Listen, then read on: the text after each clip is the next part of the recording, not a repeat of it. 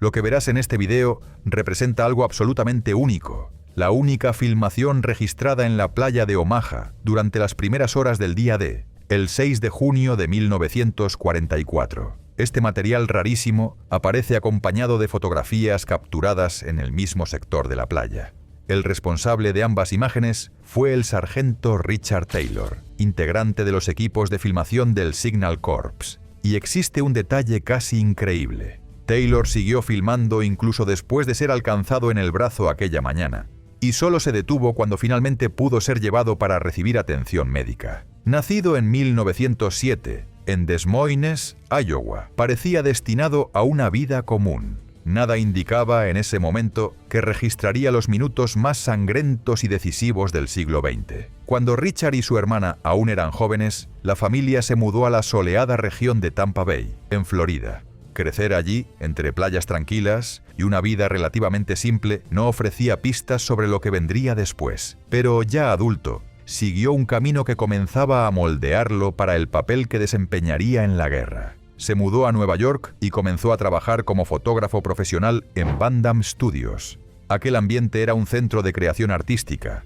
repleto de actores, comediantes y figuras del teatro. Entre ellos estaban nada menos que Lucille Ball, que más tarde se convertiría en uno de los grandes íconos de la televisión estadounidense. Fotografiar artistas requería precisión, sensibilidad y la capacidad de registrar expresiones fugaces, habilidades que, irónicamente, lo prepararían para capturar la brutalidad de un desembarco anfibio bajo fuego enemigo. Su vida cambió de rumbo el 7 de diciembre de 1942, exactamente un año después de Pearl Harbor. Se alistó en el ejército de los Estados Unidos en Grand Central Station, en el corazón de Nueva York. No tardó en ser integrado a la 165ª Signal Photographic Company, una unidad especializada en registrar operaciones militares, una función vital pero inmensamente peligrosa. Los fotógrafos de combate del Signal Corps no solo documentaban la guerra para informes oficiales y archivos históricos, sino que también eran esenciales para la inteligencia militar. El entrenamiento básico ocurrió en Camp Edison, en Nueva Jersey,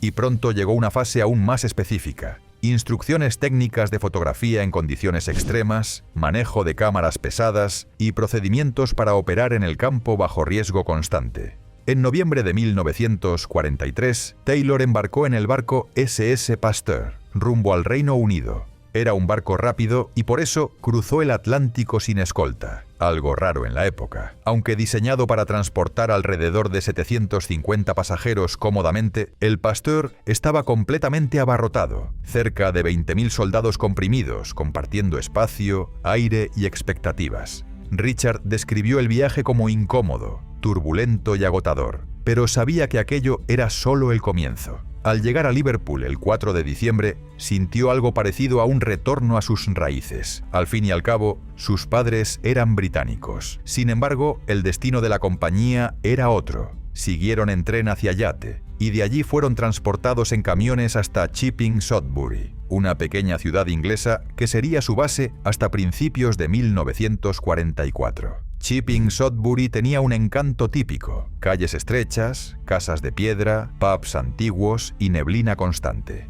Para los estadounidenses, aquello parecía salido de un libro. La compañía instaló su sede en el edificio de la antigua Grammar School, mientras los soldados fueron distribuidos entre diferentes alojamientos. Taylor se hospedó en el Beaufort Hunt, un pub tradicional de la ciudad, durmiendo en una antigua pista de bolos, larga, estrecha y fría, pero mucho mejor que tiendas empapadas. Las cartas que escribió a su amiga Bobby dan vida a aquel periodo. Describía el frío lacerante, la humedad constante y la niebla que cubría todo como un velo blanco. Los baños estaban afuera, sin iluminación. Los soldados debían tantear en la oscuridad durante las madrugadas heladas. Aún así, Richard admiraba la belleza del lugar, la arquitectura antigua, las iglesias medievales, las calles estrechas rodeadas de setos y la amabilidad de la gente local. En las noches libres, él y otros soldados participaban en bailes, bebían cerveza, más suave que la estadounidense, como él notaba, y conocían a jóvenes de la ciudad, incluida una chica inglesa con quien tuvo un breve romance, aunque su mente permanecía enfocada en su novia americana, Dot. El período en Inglaterra también sirvió para entrenamientos intensos. acompañaba ejercicios con armas ligeras, exploraba el campo, visitaba ciudades históricas como Bath y monumentos antiguos como Stonehenge, fotografiando todo con una mirada curiosa. Pero a medida que 1944 avanzaba, un clima de tensión inevitable se cernía sobre todos. En los primeros meses de ese año, Taylor y sus compañeros recibieron la noticia que cambiaría sus vidas. Signal Photographic Company participaría directamente en la invasión de la Europa ocupada, no en apoyo distante, sino en los desembarques iniciales. En otras palabras, estarían entre los primeros estadounidenses en pisar Normandía. Él escribió: «Este registro es para mí y para mi familia, en caso de que no regrese». El tono no era melodramático, sino realista. Sabía lo que les esperaba. Sabía que sería necesario filmar bajo fuego, moverse entre soldados caídos, atravesar campos minados y olas violentas mientras ametralladoras alemanas barrían la playa. Pero a pesar del miedo, permaneció firme. En febrero, su unidad dejó Chipping Sodbury y se trasladó a Dorset, donde fueron anexados a la primera división de infantería, la legendaria Big Red One. Allí, Taylor filmó entrenamientos, ejercicios y el día a día de los soldados que muy pronto cruzarían el Canal de la Mancha rumbo al mayor desafío de sus vidas. Y así, entre expectativas, incertidumbres y deber, Richard Taylor caminaba lentamente hacia el día que lo transformaría para siempre, el 6 de junio de 1944. A medida que 1944 avanzaba, Richard Taylor percibía algo que flotaba sobre todas las unidades estadounidenses en Gran Bretaña. Un cambio silencioso en el aire, como si cada soldado sintiera, sin necesidad de escuchar una palabra oficial, que algo gigantesco estaba a punto de suceder. El ritmo de los entrenamientos aumentó. Los ejercicios se volvieron más intensos, más específicos, más extenuantes. La convivencia entre las tropas adquirió un tono mixto de expectativa, ansiedad y resignación. Estaba claro para todos que el momento decisivo de la guerra se acercaba. En febrero, la 165ª Signal Photographic Company fue integrada a la primera división de infantería, la Big Red One, una unidad veterana que había luchado en el norte de África y en combates violentos en Italia. Para Richard, acompañar a aquellos hombres fue como observar un ejército que llevaba en el rostro la experiencia de la muerte y la supervivencia. Conocían de cerca el costo de la guerra, y quizá por eso sus miradas eran firmes, determinadas y silenciosas. La Big Red One no necesitaba discursos motivacionales. Ellos ya sabían exactamente lo que significaba estar en la línea de frente. El nuevo campamento quedaba en Blandford, en el condado de Dorset, un lugar estratégico cerca de la costa sur de Inglaterra. El paisaje inglés ya no era motivo de encanto turístico, ahora servía como escenario de ensayos reales. Atacaban colinas bajo el viento helado, desembarcaban en playas británicas simulando escenarios franceses. Montaban posiciones defensivas, corrían con mochilas pesadas, ensayaban desembarcos nocturnos y repetían día tras día lo que harían al otro lado del Canal de la Mancha. Richard documentaba todo eso. Filmaba soldados exhaustos y llenos de barro emergiendo de ejercicios anfibios. Registraba camiones que llegaban cargados de suministros. Capturaba oficiales estudiando mapas, complejos en tiendas sofocantes. Y aunque su papel era el de observador, formaba parte del engranaje. En muchos momentos, sus colegas le recordaban: «Taylor, vas a tener que filmar desde tan cerca como nosotros vamos a luchar. No será diferente allá». La frase quedaba martillando en su cabeza. Pero durante esos mismos días, el secreto se intensificaba. Órdenes directas prohibían conversaciones sobre movimientos, rutas u objetivos. Las inspecciones eran más frecuentes y oficiales de inteligencia circulaban con mayor presencia. Poco a poco se formaban áreas aisladas, listas de unidades seleccionadas, horarios extraños, reuniones que ocurrían por la noche y terminaban con expresiones tensas. La operación que se aproximaba era tan grande que la propia atmósfera parecía más densa. Fue en ese contexto que en mayo de 1944 Taylor escribió para su amiga Bobby uno de los pasajes más sinceros de sus cartas. «Estamos ansiosos por lo que está por venir. Creo que será pronto. Cuanto antes ocurra, mejor. Si logro pasar por esto, quiero volver a casa». Había miedo en las palabras, pero también racionalidad. Sabía que la cámara no lo protegería. Su equipo era pesado, ruidoso, y para conseguir buenas imágenes tendría que exponerse. muchas veces más que los propios soldados que filmaba. Hasta aquel momento, la función de los fotógrafos de combate era ambigua. Eran esenciales para registrar la guerra, pero la propia guerra no se preocupaba por ellos. No había blindaje, privilegios o protección especial.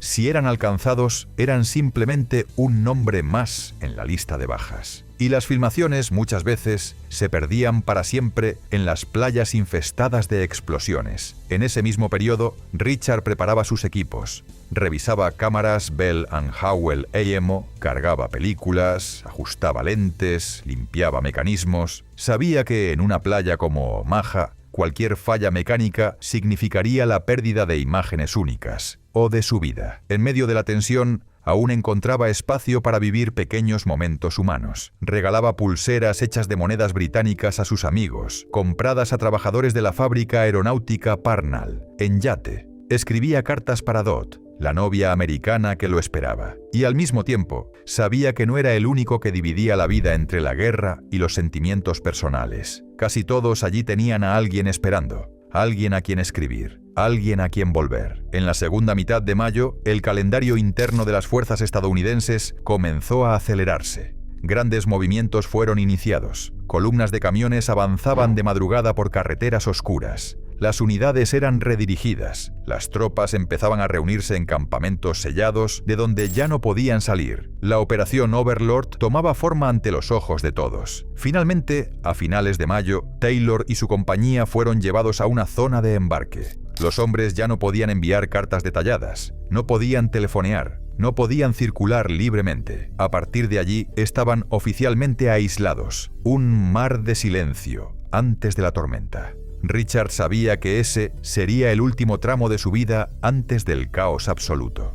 Observaba a los hombres a su alrededor. Algunos reían para aliviar la tensión. Otros escribían cartas rápidamente, intentando poner en palabras lo que podría ser su último mensaje. Algunos permanecían callados, mirando al vacío. Cada uno enfrentaba el miedo a su manera. Y así, después de años, meses y semanas de preparación, la orden finalmente llegó. Lo que vendría después cambiaría el rumbo de la guerra y la vida de Richard Taylor para siempre. Pequeña pausa. Cuando Taylor finalmente cruzó la franja de arena que lo separaba de su pelotón, una escena surreal se abrió ante sus lentes, y por primera vez en toda esa mañana, tuvo la impresión de que podría registrar algo que realmente importara. Sin embargo, el avance por el sector Fox Red no ofrecía ninguna sensación real de seguridad. La calma relativa que lo rodeaba era en realidad producto de un engranaje operacional complejo. Buena parte de las armas alemanas dirigía su mira hacia el centro de Omaha, donde la resistencia estadounidense aún luchaba por romper la línea defensiva. Ese desplazamiento parcial del fuego no significaba tregua, representaba apenas un hiato imprevisible, como si la propia playa respirara en medio de la tormenta. Los hombres del primer batallón del 116º Regimiento sabían que avanzaban sobre una zona ambigua, ni completamente despejada por los equipos de demolición, ni dominada por los sobrevivientes del asalto. La arena estaba marcada por cráteres superficiales de morteros, cajas de munición abiertas a la fuerza y rastros diagonales dejados por aquellos que intentaron arrastrarse hacia alguna cobertura improvisada. Taylor caminaba con cuidado, consciente de que su trabajo lo convertía en blanco. La cámara era una silueta delatora. Cada vez que la levantaba, exponía la parte superior de la cabeza, los hombros, las manos. Pero el instinto profesional hablaba más fuerte. Se movía a trompicones, filmando en pequeños intervalos, como si estuviera recogiendo fragmentos de una narrativa que solo tendría sentido horas o días después. A cierta altura, cuando se acercó al sector de transición entre Fox Red y Easy Red, Taylor percibió un patrón inquietante. Hileras de soldados heridos que habían intentado agruparse detrás de obstáculos naturales o restos de embarcaciones. Algunos pedían auxilio, otros permanecían inmóviles, de espaldas al mar, como si aún esperaran refuerzos. El vaivén de las olas llevaba y traía cascos, botas y pedazos de madera carbonizada, evidencias silenciosas de lo que había ocurrido allí minutos antes del desembarque de Taylor. Contuvo la respiración, levantó la cámara e hizo un pequeño giro panorámico. Era su manera de preservar aquello que, de otra forma, se disolvería para siempre. El avance continuó bajo un sonido distante y constante. disparos secos de Karabiner 98 Cap provenientes de las posiciones alemanas en altura. Algunas ráfagas eran tan precisas que pasaban a centímetros de los hombres que se movían por la arena. Taylor, ahora acompañado por soldados que intentaban reorganizar su compañía, mantuvo la cadencia de filmación siempre que podía. Evitaba movimientos amplios. Filmaba solo lo suficiente para capturar la esencia de la escena, consciente de que la cinta podía acabarse en cualquier momento.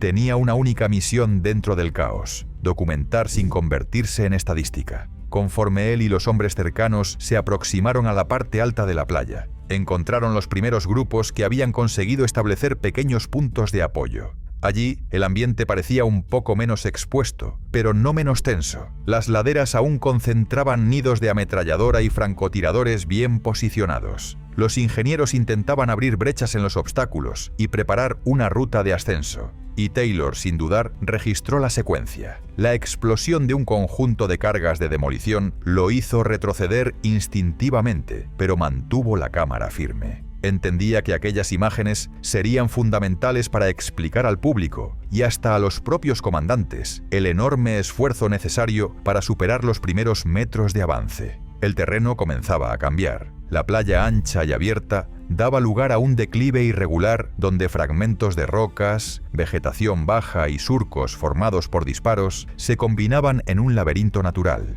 Allí el avance exigía mayor cautela. Los soldados subían encorvados, atentos a cualquier movimiento en la parte superior. Taylor seguía a pocos metros, filmando siempre que los gritos e instrucciones lo permitían. No era raro que un oficial girara la cabeza en su dirección para ordenar silencio, dispersión o cobertura inmediata. Él obedecía sin cuestionar, aunque sus ojos buscaban instintivamente el próximo encuadre posible. Había algo profundamente simbólico en aquel movimiento ascendente: salir de la arena, zona de vulnerabilidad absoluta, e intentar asumir una posición de ataque verdadera. Cada metro conquistado parecía costar una vida, y aunque Taylor no participaba del combate armado, su función tenía un peso propio. Si fallaba, aquella historia sería contada solo por la memoria inestable de los sobrevivientes. Si tenía éxito, millones de personas, en décadas o siglos futuros, podrían ver un atisbo de aquel instante. En la parte superior parcial del declive, el grupo encontró una pequeña depresión natural que servía como refugio temporal. Allí, algunos soldados respiraban con dificultad, limpiando las armas, verificando munición y buscando orientación. Taylor los filmó rápidamente, capturando expresiones que mezclaban agotamiento, miedo y concentración absoluta. Un sargento se acercó a él e hizo un gesto brusco, indicando que debían continuar pronto. Aquel refugio, por útil que fuera, no sería seguro por mucho tiempo. Los alemanes, si percibían concentración de tropas, redirigirían inmediatamente el fuego. El avance reanudó enseguida, pero ahora con el objetivo claro de alcanzar la parte realmente elevada que dominaba la playa, la zona donde estaban las casamatas y posiciones de ametralladora responsables por parte de la masacre inicial. Taylor, consciente del riesgo extremo, mantuvo la cámara baja mientras se movía. Sabía que la subida final sería el tramo más peligroso de todo el camino, pero también el más importante en términos históricos. Si lograba filmar el momento en que las fuerzas estadounidenses comenzaran a revertir la situación, registraría la transición entre caos y control, un marco esencial del día D. El viento era fuerte, llevando arena que insistía en pegarse a las lentes. Taylor limpiaba el vidrio con el dorso del guante siempre que podía. Al frente, los soldados preparaban la aproximación final con una mezcla de disciplina e improvisación. Algunos lanzaban granadas hacia aberturas sospechosas, otros apuntaban rifles hacia grietas oscurecidas en la pared de concreto. Era evidente que faltaba comunicación con otras compañías. Cada grupo avanzaba como podía, calculando riesgos en el momento, intentando adivinar dónde estaban los enemigos restantes. El camarógrafo ajustó la cámara una vez más e hizo un breve movimiento horizontal. Aquella imagen, hombres subiendo, arrastrándose, intentando tomar el terreno, sería uno de los registros más valiosos de su material. Era la síntesis de un día en que nada funcionó como estaba planeado, y aún así el avance persistió. Taylor tenía plena conciencia de que estaba presenciando la historia, no solo como observador, sino como mediador entre el presente y el futuro. A lo largo de las décadas siguientes, el pequeño rollo de película capturado por Richard Taylor asumió un papel que jamás podría haber imaginado. En archivos militares, estudios académicos, documentales y análisis de campo, aquellas imágenes se volvieron fundamentales para reconstruir la dinámica real de la primera hora del desembarque en Fox Red. Muchos historiadores afirman que sin ese fragmento visual, gran parte de lo que sabemos hoy sobre la resistencia alemana en ese sector estaría perdida, oscurecida por relatos contradictorios, mapas incompletos y memorias fragmentadas de sobrevivientes. Taylor nunca supo que con menos de un minuto de exposición había creado un documento de valor incalculable. Los analistas de las décadas de 1970 y 1980 fueron los primeros en revisitar la película con rigor científico. Técnicos ampliaron fotogramas, corrigieron contraste, estabilizaron temblores y compararon el escenario con fotografías aéreas tomadas antes de la invasión.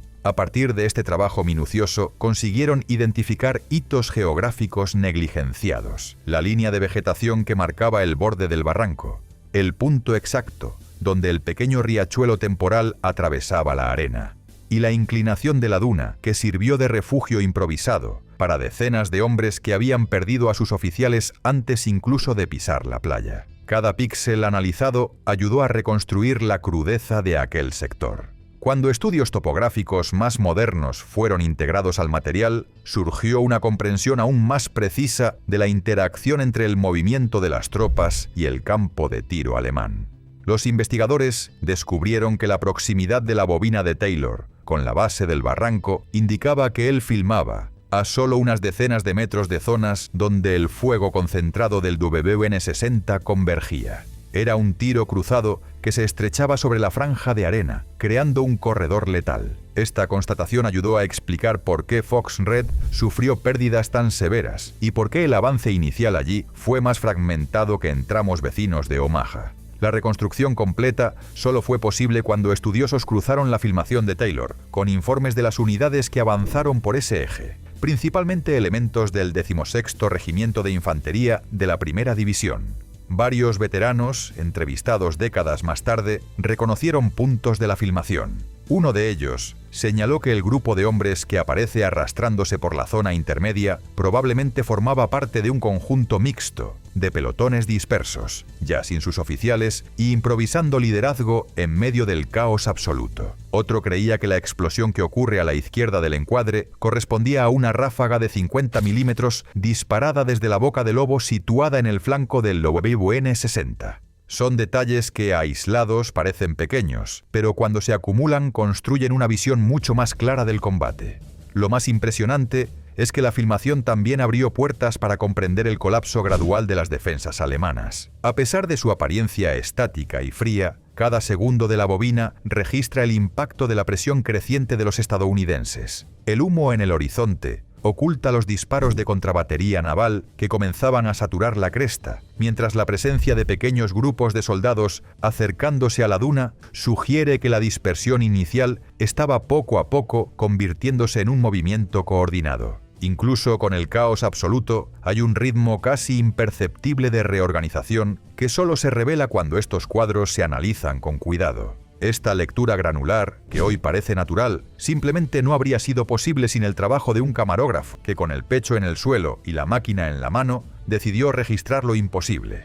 Pero hay otro elemento curioso y poco comentado. Durante mucho tiempo, el propio ejército de los Estados Unidos no reconoció plenamente la importancia del filme de Taylor. Permaneció años dormido en archivos, catalogado de forma genérica como escenas de desembarco. Su magnitud histórica solo emergió cuando investigadores independientes comenzaron a comparar los fotogramas con testimonios dispersos. Es casi irónico. Uno de los documentos más importantes del día D casi se perdió en el anonimato institucional. Con el avance de las tecnologías de restauración digital en el siglo XXI, el material ganó nueva vida. Algunos laboratorios lograron recuperar matices hasta entonces invisibles, perfiles de cascos al fondo, movimiento de cuerpos camuflados en la línea de marea, pequeñas nubes de arena levantadas por impactos de proyectiles. Estos detalles, sumados, revelan una capa más humana de la batalla, la expresión corporal de hombres presionados al límite.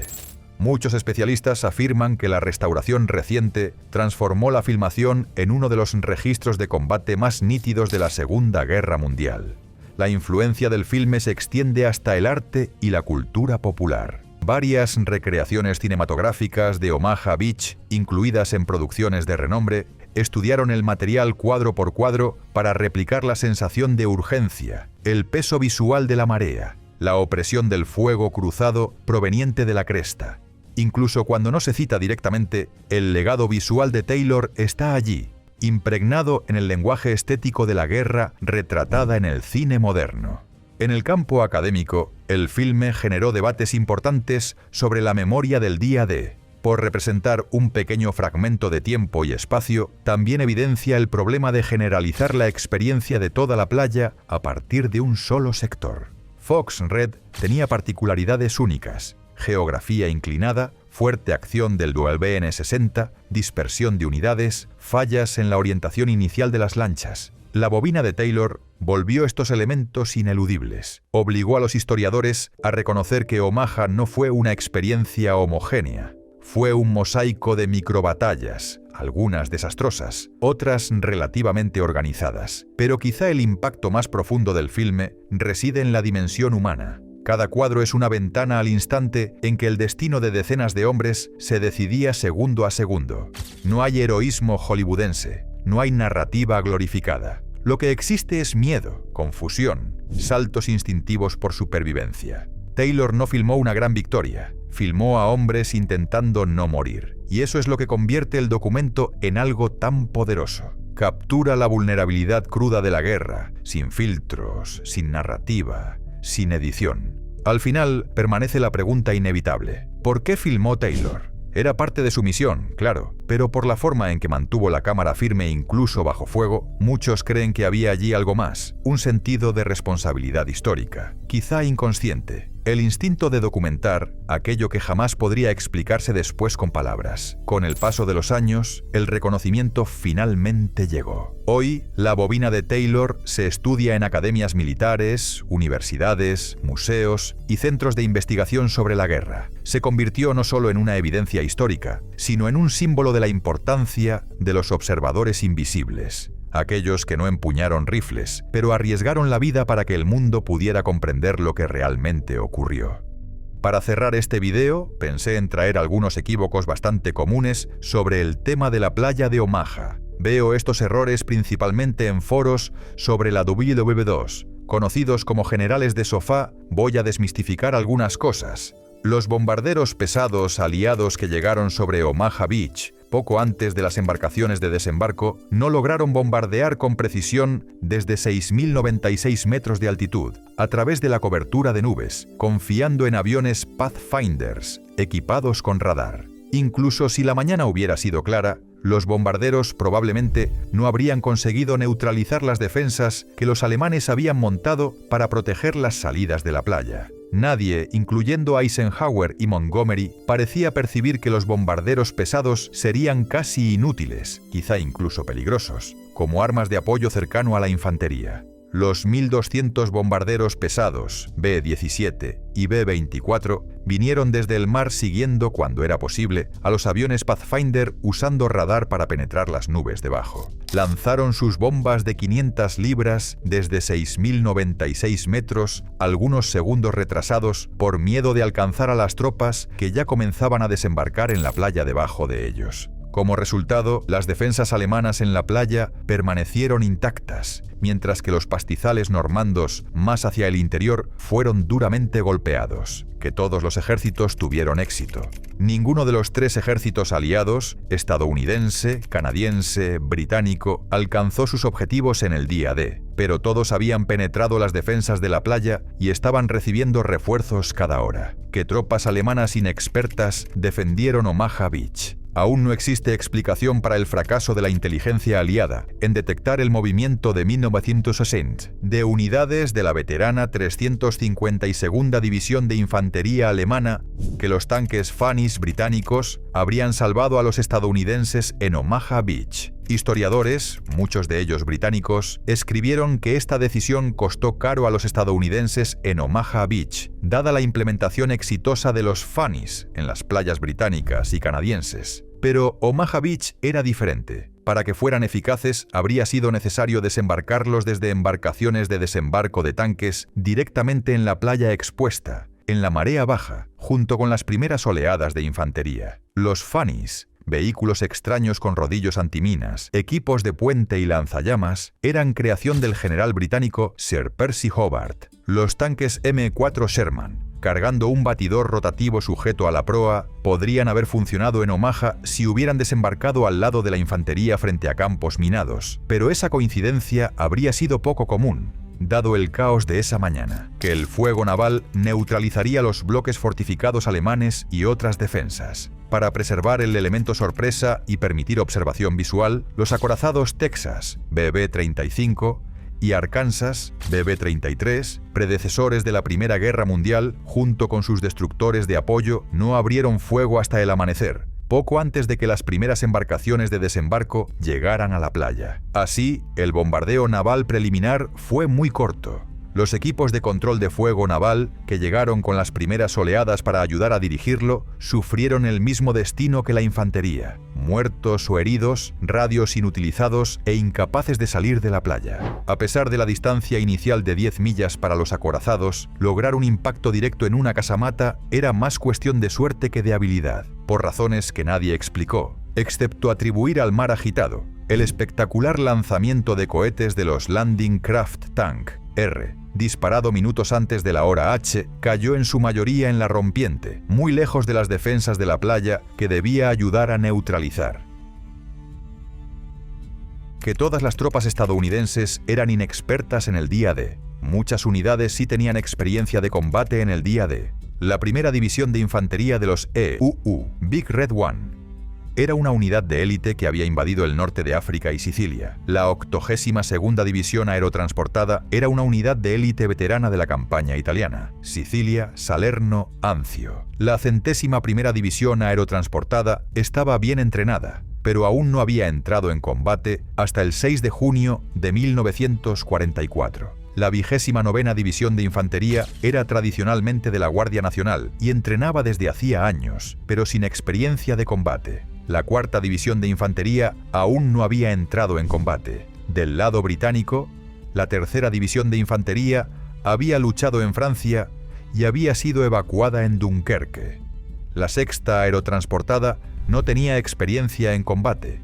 La 50ª División Northumbrian había luchado en Francia, en el norte de África, incluyendo el Alamein, y en Sicilia. Otras unidades británicas también tenían experiencia de combate. La 3ª División de Infantería canadiense aún no había visto combate. Que los infantes de marina de los EUU o los soldados británicos habrían tenido mejor desempeño en Omaha Beach. Aún se escuchan generales de sillón preguntando si los infantes de marina de los EUU o las fuerzas británicas se habrían desempeñado mejor en Omaha Beach. Las respuestas son previsiblemente parciales, pura especulación. Cuando la rampa de los barcos Higgins bajó y las ametralladoras y artillería alemanas comenzaron a producir innumerables bajas, no importaba si eras británico o infante de marina. Un ataque frontal siempre es devastador. A modo de comparación, los infantes de marina sufrieron 1.500 bajas al desembarcar en el atolón de Tarawa poco más de 6 meses antes, y eso ya se consideró un desastre enorme. Dicho esto, es divertido e interesante imaginar hipótesis. Infantes de marina participando en la Operación Dragón, la invasión del sur de Francia, o luchando en la dura campaña italiana. Ellos eran realmente especialistas en guerra anfibia y guerreros experimentados.